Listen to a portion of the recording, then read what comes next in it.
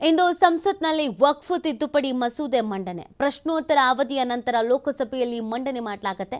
ಮಸೂದೆ ಕುರಿತ ಚರ್ಚೆಗೆ 8 ಗಂಟೆಯನ್ನು ಮೀಸಲಿಟ್ಟಿರುವ ಸ್ಪೀಕರ್ 12 ಗಂಟೆಗಳ ಕಾಲ ಚರ್ಚೆಗೆ ಅವಕಾಶವನ್ನು ಕೇಳಿದ ಪ್ರತಿಪಕ್ಷಗಳು. ಆದರೆ ಸ್ಪೀಕರ್ ಓಂ ಬಿರ್ಲಾ ಅವರಿಂದ 8 ಗಂಟೆ ಮಾತ್ರ ಅವಕಾಶ ನೀಡಲಾಗಿದೆ. ಇಂದು ಲೋಕಸಭೆ ನಂತರ ರಾಜ್ಯಸಭೆಯಲ್ಲಿ ಮಂಡಿಸಕ್ಕೆ ಸಿದ್ಧತೆ ಮಾಡಿಕೊಳ್ಳಲಾಗಿದೆ. ಇವತ್ತೇ ಎರಡೂ ಸದನದಲ್ಲಿ ಅಂಗೀಕಾರಕ್ಕೆ ಪ್ಲಾನ್ ಅನ್ನು ಮಾಡಿಕೊಳ್ಳಲಾಗಿದೆ. ಇವತ್ತು ಸದನದಲ್ಲಿ ಹಾಜರಿರಲಿದ್ದಾರೆ ಬಿಜೆಪಿ ಸಂಸದರಿಗೆ ವಿಪ್ ಜಾರಿ ಕಡ್ಡಾಯವಾಗಿ ಮಾಡಲಾಗಿದೆ. ಹಾಜರಿರುವಂತೆ ಸೂಚನೆಯನ್ನ ನೀಡಿದ್ದಾರೆ. ಬಿಜೆಪಿ, ಕಾಂಗ್ರೆಸ್, ಜೆಡಿಯು, ಟಿಡಿಪಿಯಿಂದಲೂ ಕೂಡ ವಿಪ್ ಅನ್ನು ಜಾರಿ ಮಾಡಲಾಗಿದೆ. ಇವತ್ತು ಯಾವುದೇ ಕಾರಣಕ್ಕೂ ಮಿಸ್ ಮಾಡೋ ಹಂಗಿಲ್ಲ, ಎಲ್ಲರೂ ಬರಲೇಬೇಕು ಅಂತ ವಿಪ್ ಅನ್ನು ಜಾರಿ ಮಾಡಿರೋದು. ನೋಡಿ, ಇವತ್ತು ಸಂಸತ್ನಲ್ಲಿ ವಕ್ಫ್ ತಿದ್ದುಪಡಿ ಮಸೂದೆ ಮಂಡನೆ ಆಗುತ್ತೆ.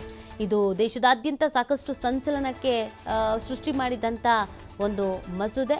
ಈಗಾಗಲೇ ಇದಕ್ಕೆ ಸಾಕಷ್ಟು ವಿರೋಧಗಳು, ಜೊತೆಗೆ ಇನ್ನೊಂದು ಕಡೆಯಲ್ಲಿ ಪರ ಎಲ್ಲವೂ ಇದೆ. ಈ ವಿರೋಧ ಪರ ಎಲ್ಲದರ ನಡುವೆಗೆ ಇವತ್ತು ಈ ಮಂಡನೆಯನ್ನು ಮಾಡಲಾಗ್ತಿದೆ. ಮಸೂದೆಯನ್ನು ಪ್ರಶ್ನೋತ್ತರ ಅವಧಿಯ ನಂತರ ಲೋಕಸಭೆಯಲ್ಲಿ ಮಂಡನೆ ಮಾಡೋದಕ್ಕೆ ನಿರ್ಧರಿಸಲಾಗಿದೆ. ಈ ಮಸೂದೆ ಕುರಿತು ಚರ್ಚೆಗೆ ಅಂತ 8 ಗಂಟೆ ಮೀಸಲಿಟ್ಟಿದ್ದಾರೆ ಸ್ಪೀಕರ್. 12 ಗಂಟೆ ಏನೋ ಟೈಮ್ ಕೇಳಿದ್ರಂತೆ, ನಮಗೆ ಚರ್ಚೆ ಮಾಡೋದಕ್ಕೆ 12 ಗಂಟೆಗಳ ಕಾಲ ಅವಕಾಶ ಬೇಕು ಅಂತ. ಆದರೆ ಸ್ಪೀಕರ್ ಓಂ ಬಿರ್ಲಾ ಅವರು 8 ಗಂಟೆ ಮಾತ್ರ ಅವಕಾಶ ಕೊಟ್ಟಿದ್ದಾರೆ. ಈ 8 ಗಂಟೆಯಲ್ಲಿ ಎಲ್ಲನೂ ಆಗಬೇಕು. ಇವತ್ತು ಲೋಕಸಭೆಯ ನಂತರ ರಾಜ್ಯಸಭೆಯಲ್ಲೂ ಕೂಡ ಮಂಡಿಸೋಕೆ ಸಿದ್ಧತೆಯನ್ನು ಮಾಡಲಾಗಿದೆ. ಇವತ್ತೇ ಎರಡೂ ಸದನದಲ್ಲಿ ಅಂಗೀಕಾರಕ್ಕೆ ಪ್ಲಾನ್ ಅನ್ನು ಮಾಡಿಕೊಳ್ಳಲಾಗಿದೆ. ಇಂದು ಸದನದಲ್ಲಿ ಎಲ್ಲರೂ ಹಾಜರಿರಲೇಬೇಕು ಕಡ್ಡಾಯವಾಗಿ ಅನ್ನುವಂಥ ಸೂಚನೆಯನ್ನು ಕೂಡ ನೀಡಲಾಗಿದೆ. ವಿಪ್ ಅನ್ನು ಜಾರಿ ಮಾಡಲಾಗಿದೆ. ಯಾರಾದರೂ ಇಲ್ಲ ಅಂತ ಹೇಳಿದ್ರೆ ಸಮಸ್ಯೆ ಆಗತ್ತೆ. ವಿಪ್ ಜಾರಿ ಆಗಿರೋದ್ರಿಂದ ಎಲ್ಲ ಪಕ್ಷಗಳಿಂದಲೂ ಕೂಡ ಈ ವಿಪ್ ಅನ್ನು ಜಾರಿ ಮಾಡಲಾಗಿದೆ. ವಕ್ಫ್ ಮಸೂದೆ ಸಾಕಷ್ಟು ರೀತಿಯಾದಂಥ ಸಂಚಲನಕ್ಕೆ ಕಾರಣವಾಗಿತ್ತು. ಇದು ಆರೋಪ ಪ್ರತ್ಯಾರೋಪ ವಿರೋಧಗಳಿಗೂ ಕೂಡ ಕಾರಣ ಆಗಿತ್ತು. ನೋಡಿ, ಲೋಕಸಭೆಯಲ್ಲಿ ಪ್ರಧಾನಿ ನರೇಂದ್ರ ಮೋದಿ ನೇತೃತ್ವದ ಎನ್ಡಿಎ ಸರ್ಕಾರ ವಕ್ಫ್ ಕಾನೂನು ತಿದ್ದುಪಡಿ ಬಿಲ್ ಮಂಡನೆಗೆ ಮುಂದಾಗಿರೋದು ಭಾರಿ ಕುತೂಹಲ ಮೂಡಿಸ್ತಾ ಇದೆ. ವಕ್ಫ್ ಮತದಾನ, ಎನ್ಡಿಎಗೆ ಮಿತ್ರ ಪಕ್ಷಗಳಾದ ಟಿಡಿಪಿ, ಜೆಡಿಯು ಬಗ್ಗೆ ಆತಂಕ ಇದೆ. ಎನ್ಡಿಎಗೆ ಮಾತನಾಡೋಕೆ 4 ಗಂಟೆ 40 ನಿಮಿಷ ಅವಕಾಶ ಇದೆ.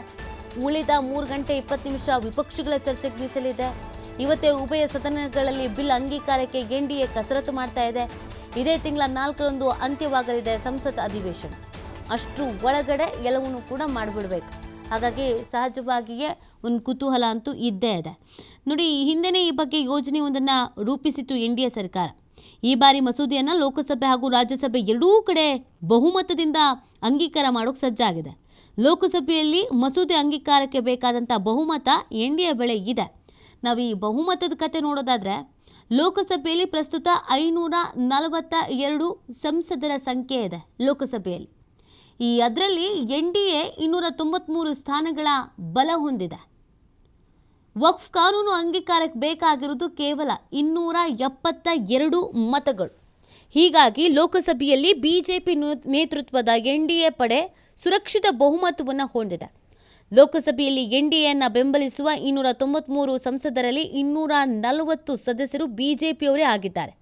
ಉಳಿದಂತೆ ತೆಲುಗು ದೇಶಂ ಪಾರ್ಟಿಯಿಂದ 16, ಜೆಡಿಯು ಪಕ್ಷದಿಂದ 12, ಶಿವಸೇನೆಯಿಂದ 7, ಲೋಕ ಜನಶಕ್ತಿ ರಾಮ್ ವಿಲಾಸ್ದಿಂದ 5 ಮತ್ತು ಆರ್ಎಲ್ಡಿ, ಜೆಡಿಎಸ್, ಜೆಎಸ್ಪಿ ಇತರ ಪಕ್ಷಗಳಿಂದ ತಲಾ 2 ಸದಸ್ಯರನ್ನು ಹೊಂದಿದೆ. ಇನ್ನು ನಿತೀಶ್ ಕುಮಾರ್ ಅವರ ಜೆಡಿಯು ಕೂಡ ಮಸೂದೆಗೆ ತನ್ನ ಬೆಂಬಲವನ್ನು ಸೂಚಿಸಿದೆ. ಬಟ್ ಒಂಚೂರು ತಲೆನೋವಿದೆ, ಏನಾಗ್ಬಿಡುತ್ತೋ ಅಂತ. ಇನ್ನು ಇದಕ್ಕೆ ವಿಪಕ್ಷಗಳು ಕಡು ವಿರೋಧವನ್ನು ವ್ಯಕ್ತಪಡಿಸ್ತಾ ಇದೆ. ಈ ಲೋಕಸಭೆಯಲ್ಲಿ ಇವತ್ತು ಮಂಡನೆ ಆಗ್ತಿರುವಂಥ ವಕ್ಫ್ ಕಾನೂನು ತಿದ್ದುಪಡಿ ಮಸೂದೆಯನ್ನು ವಿಪಕ್ಷಗಳ ಬಲವಾಗಿ ವಿರೋಧ ಏನಿದೆ, ಇದು ಸಾಕಷ್ಟು ಕುತೂಹಲ ಕಾರಣ ಆಗಿರೋದು. ಇದು ಅಸಂವಿಧಾನಿಕ ಮತ್ತು ಮುಸ್ಲಿಂ ಸಮುದಾಯದ ಹಿತಾಸಕ್ತಿಗಳಿಗೆ ಹಾನಿಕಾರಕ ಅಂತ ಖಂಡಿಸಿದೆ. ಹಲವಾರು ಪ್ರಮುಖ ಮುಸ್ಲಿಂ ಸಂಘಟನೆಗಳು ಮಸೂದೆಯನ್ನು ವಿರೋಧಿಸಿದೆ. ವಕ್ಫ್ ಮಸೂದೆಯ ವಿರುದ್ಧದ ಇಂಡಿಯಾ ಬಣದ ಅಭಿಯಾನದಲ್ಲಿ ಮುಂಚೂಣಿಯಲ್ಲಿರುವಂಥ ಕಾಂಗ್ರೆಸ್ ಲೋಕಸಭೆಯಲ್ಲಿ 99 ಸಂಸದರನ್ನು ಹೊಂದಿದೆ. ಸಮಾಜವಾದಿ ಪಕ್ಷ 37, ಟಿಎಂಸಿ 28, ಡಿಎಂಕೆ 22, ಶಿವಸೇನೆ ಯುಬಿಟಿ 9, ಹಾಗೆಯೇ NCP, SP 8, CPIM 4, RJD 4, AAP 3, JMM 3, IUML 3, JK national conference 2 ಮತ್ತು ಇತರೆ 13 ಸ್ಥಾನಗಳನ್ನು ಹೊಂದಿದೆ. ಇದು ಎನ್ಡಿಎಗೆ ಬಲವಾದ 293 ಸ್ಥಾನಗಳ ವಿರುದ್ಧ 235 ಸ್ಥಾನಗಳನ್ನು ಹೊಂದಿರುವಂಥದ್ದು. ಹೀಗಾಗಿ ಏನಾಗ್ಬಿಡುತ್ತೋ ಅನ್ನೋದೊಂದು ಕುತೂಹಲ. ಮತದಾನ ಸಮಯದಲ್ಲಿ ಎಲ್ಲ ಪಕ್ಷಗಳ ನಾಯಕರು ಮಸೂದೆಯ ವಿರುದ್ಧ ಮತ ಚಲಾಯಿಸುವುದಾಗಿ ಹೇಳಿದ್ದಾರೆ. ಎಐಎಂಐಎಂನ ಏಕೈಕ ಸಂಸದ ಅಸಾವುದ್ದೀನ್ ಓವೈಸಿ ಕೂಡ ಮಸೂದೆಯನ್ನು ತೀವ್ರವಾಗಿ ವಿರೋಧಿಸಿದ್ದಾರೆ. ಆದರೂ ಕೂಡ ಅವರು ಇಂಡಿಯಾ ಬಣದ ಭಾಗವಾಗಿಲ್ಲ. ಇನ್ನು ವಕ್ಫ್ ಕಾನೂನು ಮಸೂದೆ ಅಂಗೀಕಾರದ ಬಗ್ಗೆ ತಮ್ಮ ನಿಲುವನ್ನು ಬಹಿರಂಗಪಡಿಸದೆ ತಟಸ್ಥವಾಗಿರುವಂಥ ಬಣಗಳು ಅಂತಂದರೆ ವೈಎಸ್ಆರ್ಸಿಪಿ ಮತ್ತು ಶಿರೋಮಣಿ ಅಕಾಲಿದಳ ಎರಡೂ ಪಕ್ಷಗಳು 4 ಮತ್ತು ಒಬ್ಬ ಸದಸ್ಯರನ್ನು ಲೋಕಸಭೆಯಲ್ಲಿ ಹೊಂದಿದೆ. ಬಟ್ ಏನೂ ಮಾತಾಡ್ತಾ ಇಲ್ಲ. ನಾವು ಅವ್ರಿಗೆ ಸಪೋರ್ಟ್ ಮಾಡ್ತೀವಿ, ಇವ್ರಿಗೆ ಸಪೋರ್ಟ್ ಮಾಡ್ತೀವಿ ಅಂತ. ನೋಡಿ, ಇವತ್ತು ಕೇಂದ್ರ ಸರ್ಕಾರಕ್ಕೆ ಒಂದು ದೊಡ್ಡ ಸವಾಲು ಅಂತ ಹೇಳಿದ್ರೆ ತಪ್ಪಾಗಲಿಕ್ಕಿಲ್ಲ. ಈ ವಕ್ಫ್ ತಿದ್ದುಪಡಿ ಆಗತ್ತಾ ಆಗಲ್ವಾ ಅನ್ನೋ ಕುತೂಹಲ ಇದೆ. ಕ್ಷಣಗಳೇನು ಪ್ರಾರಂಭ ಆಗಿದೆ. ಮಧ್ಯಾಹ್ನ 12ಕ್ಕೆ ಲೋಕಸಭೆಯಲ್ಲಿ ಪರಿಷ್ಕೃತ ವಕ್ಫ್ ತಿದ್ದುಪಡಿ ಮಸೂದೆ ಮಂಡನೆ ಆಗಲಿದೆ. ಕೇಂದ್ರ ಸಂಸದೀಯ ವ್ಯವಹಾರಗಳ ಮತ್ತು ಅಲ್ಪಸಂಖ್ಯಾತ ವ್ಯವಹಾರಗಳ ಸಚಿವ ಕಿರಣ್ ರಿಜಿಜು ಮಸೂದೆಯನ್ನು ಮಂಡಿಸಲಿದ್ದಾರೆ. ಈಗಾಗಲೇ ಮಸೂದೆಯನ್ನು ವಿಪಕ್ಷಗಳು ತೀವ್ರವಾಗಿ ವಿರೋಧಿಸಿದೆ. ಇನ್ನು ಚರ್ಚೆಗೆ 8 ಗಂಟೆ ಸಮಯ ಕೊಟ್ಟಿರೋದು. ಉದ್ದೇಶಿತ ಕರಡು ಕಾನೂನು ಮುಸ್ಲಿಮರ ಹಕ್ಕುಗಳನ್ನು ಮೊಟಕುಗೊಳಿಸುವ ಪ್ರಯತ್ನ ಅಂತ ವಿಪಕ್ಷಗಳು ಆರೋಪಿಸಿದೆ.